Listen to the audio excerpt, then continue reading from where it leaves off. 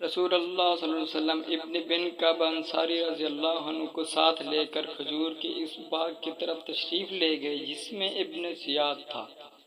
جب حضور اکرم صلی اللہ علیہ وسلم باغ میں داخل ہوئے تو آپ درختوں کی آڑ میں چھپ کر چلنے لگے۔ آپ چاہتے تھے کہ ابن زیاد آپ کو دیکھ نہ پائے اور اس سے پہلے آپ اس کی باتیں سن سکیں۔ ابن زیاد ایک روئیندار چادر میں زمین پر لیٹا ہوا تھا اور کچھ گنگنا رہا تھا۔ ابن زیاد کی ماں نے آن حضرت صلی اللہ علیہ وسلم کو دیکھ لیا کہ آپ درخت کی آڑ لے چلے آ رہے ہیں تو وہ کہنے لگے، اے صاف، یہ محمد صلی اللہ علیہ وسلم آ رہے ہیں۔ ابن زیاد ہوشیار ہو گیا۔ رسول اللہ صلی اللہ علیہ وسلم نے فرمایا، اگر اسے اپنے حال پر رہنے دیتی تو بات ظاہر ہو جاتی۔ صحیح بخاری 2638۔